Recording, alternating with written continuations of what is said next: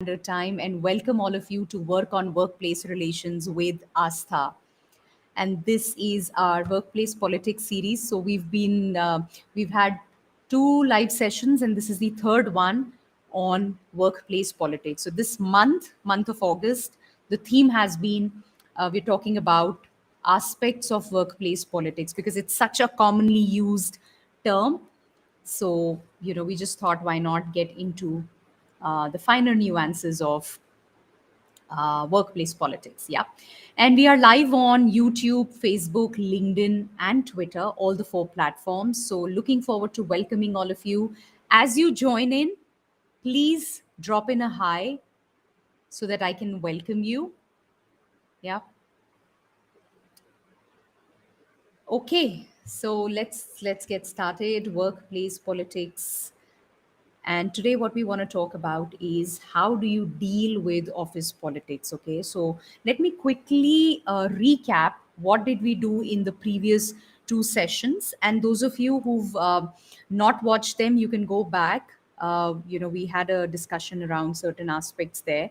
So in the first session, we spoke about, uh, you know, uh, two aspects, which is the first one was around why do people play politics, if at all, when we say politics, which is you know so the whole point is, why do people even do that? And we said that there are certain fears and insecurities which are coming from the limiting beliefs that people hold, and therefore they are playing the so-called politics that we term as politics, right?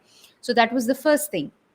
And uh, they have no access beyond the fear and insecurities that they have. For them, that's the only way, the shortcut to reach where they want, maybe, if we have to really reason it out. So understanding that as a human being, we all have our fears and insecurities, so the behavior is coming from their fears and insecurities, and that's the way they choose to behave. So if we can only understand this, if this awareness is there, then that can help us look for or explore more possibilities, or a different set of behaviors towards these people, different kind of chemistries that we could possibly create. So that was the idea. This was discussed in the first one. And then we also spoke about another aspect in the same live session, the first one, which was that it's such a loosely used term, office politics, workplace politics. I'm struggling with politics, there's so much of politics, that it needs us to check, reality check, whether are we using this term politics to somewhere uh, refrain from doing that work on ourselves? Are we randomly terming things as politics, as part of being politics, without understanding what the intention of the other person could possibly be, without knowing, just assuming and just thinking, ki, ha, maybe this is what it is, politics. Now let's understand that understanding of a situation as being a part of politics play is also coming from where? From my limiting beliefs, from my beliefs, right? So just a reality check. I'm not saying it's absolutely the case all the time, but I'm saying pause and reflect whether this is just something that I'm doing, and in the process I'm not doing the work on myself. And then whatever it is that I am experiencing in terms of the response and behavior from others, I term it as politics, favoritism, giving credit to others, not acknowledging, but maybe there is something I need to look at myself. So that was what we had spoken about in the first one. And then I think the second one was more about uh, where people say, oh, I've completely given up on, the office politics. It just doesn't work for me. um, doesn't work in the sense, I don't think I can really do anything about it, so I'm completely given up.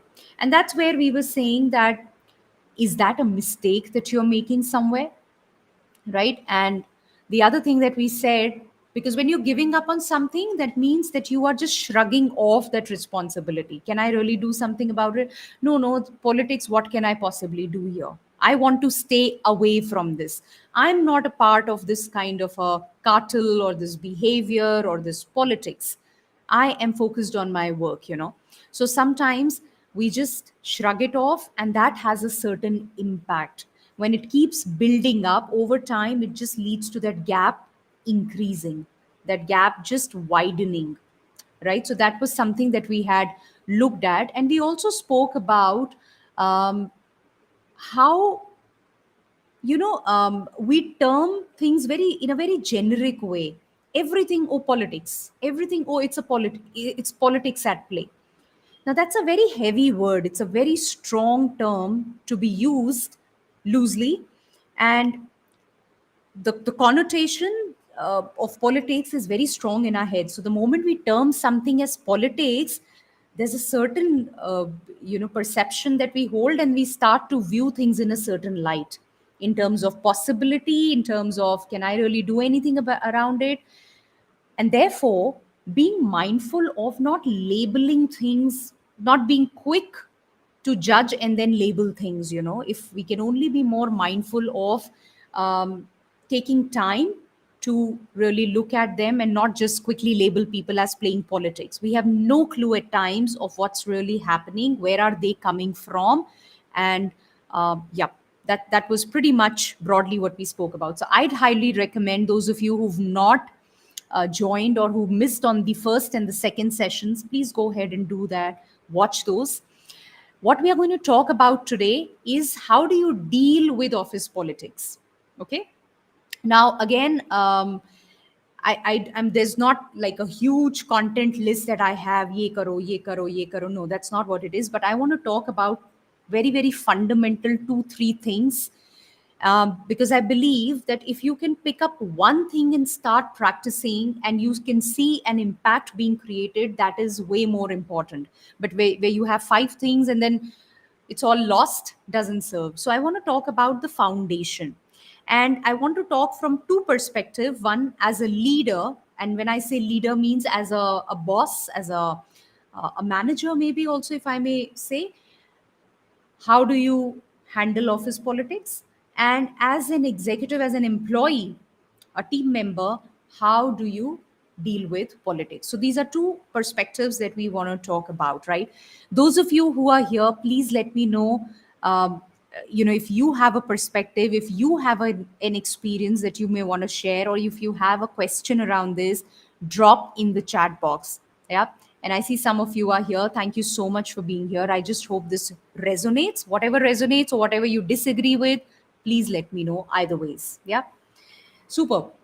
So, just once quickly to let you know, those of you who are watching now or joining in late, we're talking about workplace politics. And today, specifically, we're talking about how do you deal with office politics. Yeah, this is the third in the workplace politics series. We've had two live sessions earlier. So, this month, August, the theme was workplace politics. Okay, super. Now, let's get down to what I want to share here, my perspective.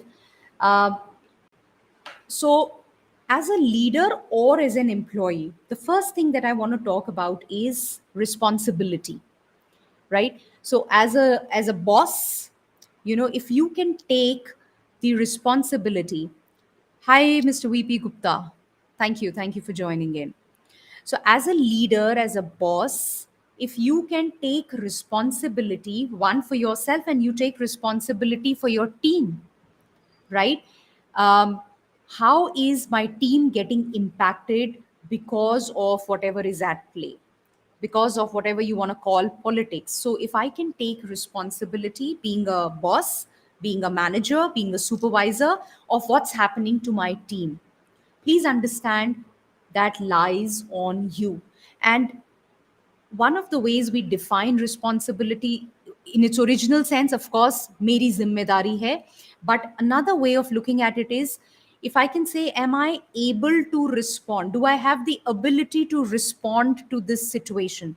Anything that's happening in the organization, whether it is within the team, whether it is happening between the teams, at whatever level, as a manager, as a boss, as a supervisor, what is my the ability? Do I hold the ability to respond to this situation, or do I simply pass it on to my team? Right? Do I simply let my team get impacted with them having limited access? What can they possibly do about it? Right? So that's one thing which as leaders you need to take care of. And similarly, when you come to the employees, the team members, there is again a responsibility element that comes here, which is your responsibility uh, towards the whole thing. Are you a part of spreading the whole thing?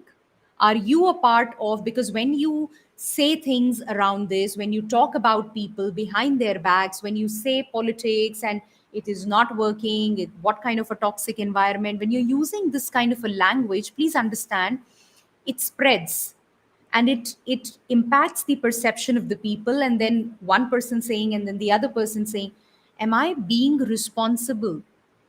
And am I being responsible for myself also, for my organization also?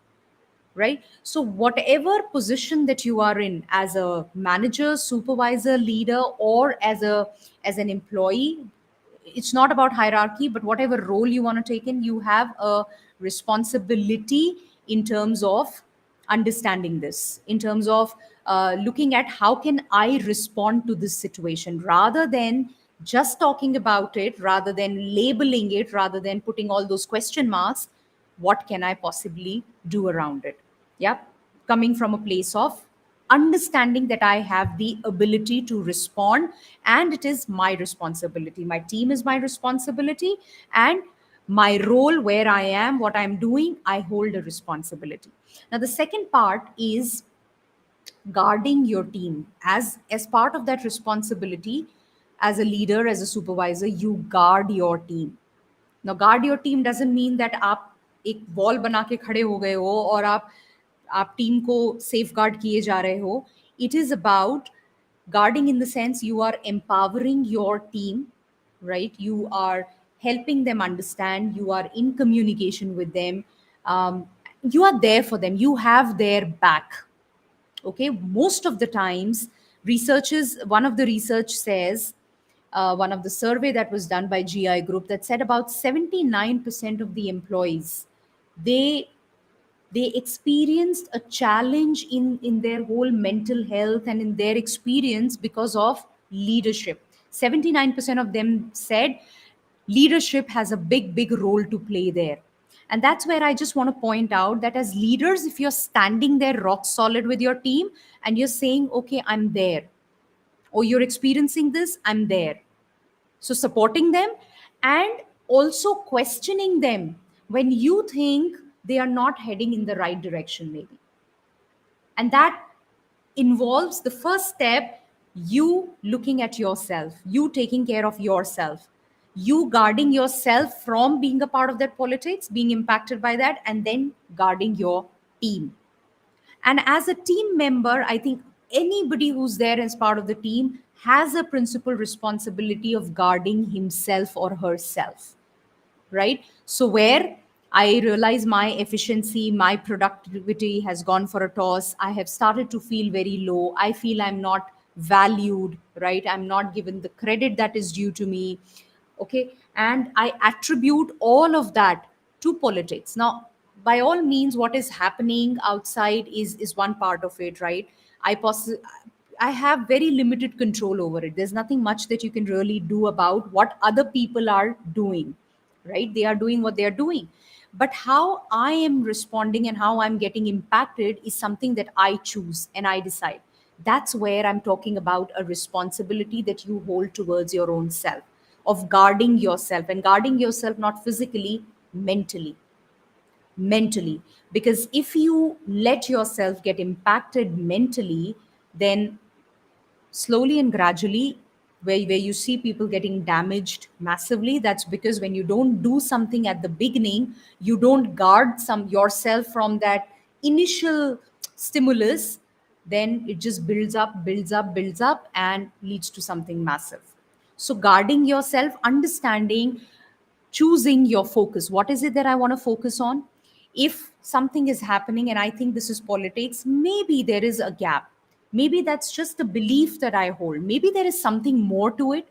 And that's where one core thing, fundamental thing, which is often missing and which actually leads to most of the misunderstanding, the gaps increasing, widening, is communication.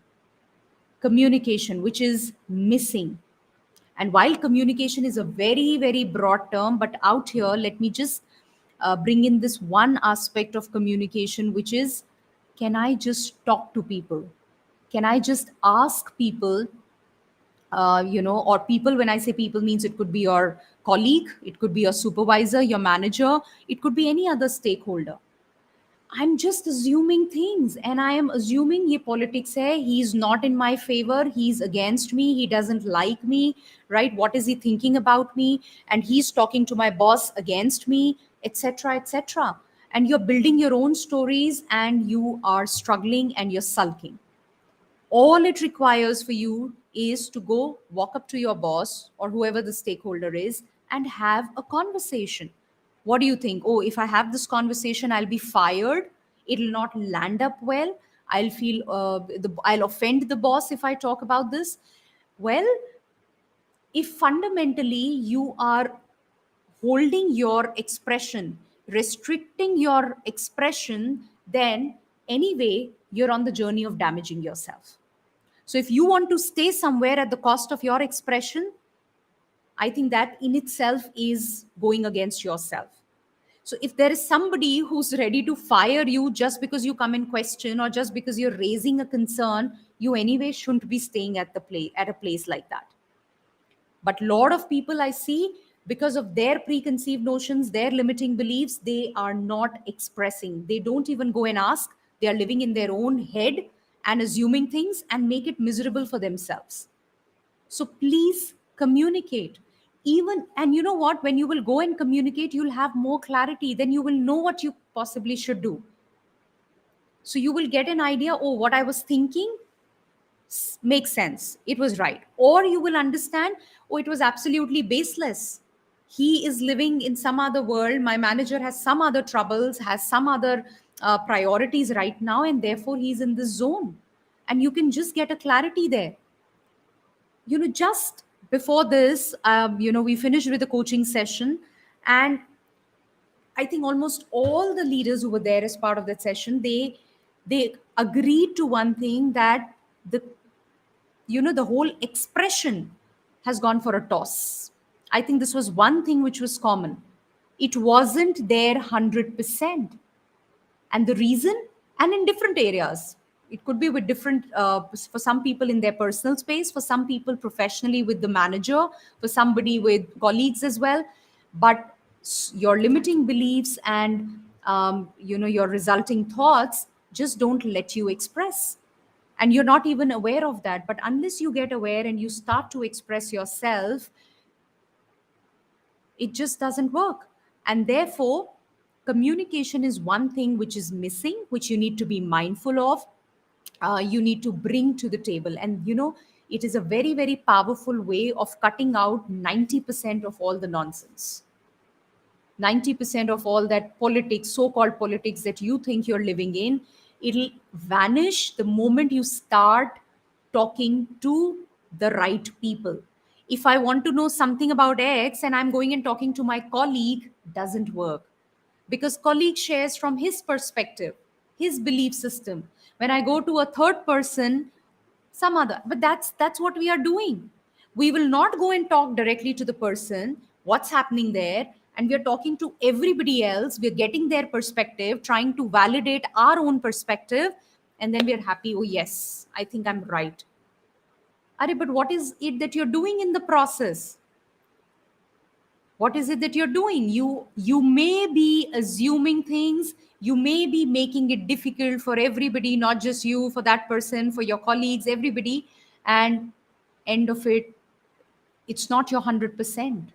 Your productivity, your efficiency is impacted, your whole vibe is impacted, your experience at that workplace is impacted, you don't enjoy. And then you say, oh, the culture is not good, I am not enjoying, I don't have a great camaraderie, I don't have a great relationship with my manager or my colleague. I mean, have you even bothered to put aside everything, all that crap that is there, and go and walk up to that person, walk up to the person and talk to him? May take courage, not always easy, because not because it takes it's something out of the world, but simply because it's your beliefs that will stop you. Something that stops you every time will stop you even now. But if you don't do that, communication not there, you don't take responsibility, you don't take charge, you're not guarding yourself, then you will get sucked into the so-called politics, which I would say is more often a term we assign to everything, but there's so much more to it. You know, you will at times realize that it's not as heavy and as massive as you deem it to be, as you think it to be. It's not really. Yep. So all I want to leave you with today is, how do you deal with office politics? um, Take responsibility, number one. Whatever place you are in, take responsibility for yourself, for your team, for your colleagues, for everybody else. Be responsible. Don't just say whatever comes to your mind. Don't base your decisions and judgments on assumptions. Okay. Two, guard yourself. You know, very, very important. Very important. Please guard yourself. Don't let this get damaged. And three, this is all happening because communication is missing. Communication is so basic, so fundamental. Nobody is a mind reader, so don't try to be one. So many leaders, just the ones that I was having a session with, they said, "Oh no, but you know, I see their behavior or the way they respond to me, and I get it. You know, I just get it." Oh really? Are you a mind reader, or are you somebody who's an expert in body language, and can you be 100% sure that the other person is doing this because of this? And do you have any idea whatever you are doing, how is it landing on the other person? So I'm not trying to say somebody is right or somebody else is wrong. All I'm trying to say is, before creating your stories and living in that miserable space, please go and talk. And if you realize that, yes, what you're thinking is right, then you can decide accordingly. But for all you know, you may realize it is all a waste of your energy. You're draining your energy into something which doesn't even exist. Imagine when you realize that, you have a chance to turn around the whole game. Okay, so that's what it is. This is very, very fundamental, very basic. Please go ahead and start using this. Go and communicate wherever you feel you're struggling with because of office politics, or you label it as politics in whatever way. Go and communicate and take that responsibility. It's not an overnight thing. It's not something which is like, oh, aisa karenge to aisa ho jayega, aisa karenge to aisa ho jayega. It's about, what am I standing for? And nobody's actually coming to save me. If you're waiting for people should come protect me, stand up for me, please, you stand up for yourself. Guard yourself against the thoughts, the toxic thoughts, I would say. Yep. I hope this makes sense. If it does, if you're watching live or if you're going to watch the recorded version, if it makes sense, let me know what resonated with you. Okay, from this entire conversation, what has been your experience? Uh, what do you think you're going to do differently now? Because everything boils down to action, and unless you decide on the action, then it doesn't really help. How you define favoritism? Okay. I would say probably, I've never ever given it as much thought because I don't really. But if you ask me, favoritism could be maybe, the way it is said in general parlance is, you favoring somebody over other, right? And yeah, maybe very, very fundamentally, maybe this, that I'm favoring somebody, or I'm liking somebody more over the other person. Now whatever the shades are, maybe that's what probably it would be. Yeah, but that's what we say usually. Favoritism means I have a certain group of people who are my favorite. I have a gang. I have certain employees, certain team members who, as a leader, I favor more. They are my favorites. And so this is again a very, very commonly used term by a lot of leaders who say there's so much of favoritism, and my boss always prefers those other people. He always shares with those people. He gives all major assignments to those people. I am completely discarded. I'm completely ignored. You know, they are his favorite, right? So that's there. Now, again, I would say each has his own definition. We all assign the term favoritism to a certain kind of behavior that we see.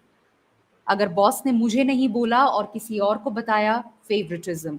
उन्होंने मुझे acknowledge नहीं किया, credit किसी और को दे दिया, favouritism. Like, now imagine, it's just that the boss is probably in a mindset and he just mentioned two people and missed out on the third one, but favoritism. Oh, but he's doing this again and again. Okay, got it. But then what's the reason behind it? Can I just walk up to the boss and understand maybe there are certain blind spots that I need to see? So the idea is not to say and I'm wrong. The idea is to see if there is something which is impacting me, and if I'm standing up for myself, what will I do? Is my agenda to prove somebody right or prove somebody wrong? If that's the agenda, all the best. Go and fight your battle. But if your agenda is that I want to safeguard myself and I want to enjoy working and I don't want to get myself damaged, then I'm saying, then figure out, then go and communicate, understand what is causing the behavior. These are all, I'd say, jargons, terms, politics, favoritism, so many more things, right? But उसके पीछे एक behaviour है जिसको हम label कर रहे हैं. If I can only go and understand fundamentally what is causing that behavior, it's always a belief system, a certain thought. And if you can just have a communication around it, maybe something opens up for you. Maybe when you talk and you, for all you know, it turns out into a brainstorming session where you're able to explore, okay, what more can I bring to the table? Okay, I got it, this is missing, or I think this is the reason why you're doing this. What can be done here? What is missing? What would be a good thing to do here? You don't know. So the point is, there's no standard answer to this. What do you do? But I'm saying, are you willing to be open and exploring to understand? For that, these are the fundamentals that I feel you can really look at. Yep. Great. I think with this, we come to the end. It's 9 p.m. And I hope this made some sense.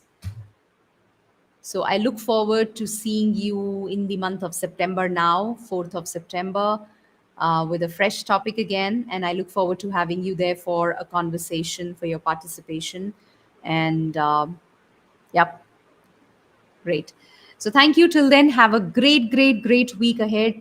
Sending lots of love to all of you, lots of happiness. Have a rocking week ahead. Massive action taking, yeah. And when I say action taking, of course, आप अपना काम तो करेंगे ही, but for me, action taking would be you doing the work on yourself, you going deeper and deeper, exploring and understanding yourself better. That's what it is for me. So please go ahead. If you've not started it already, please go ahead and do that. Yes. Hi, Raseshwari. Hi, good to have you here. I'm glad, VP Gupta ji, this resonated with you. You found it meaningful. Thank you so much. Hi, Ajay. Lovely. Thank you so much. Wishing you all the best. Bye bye.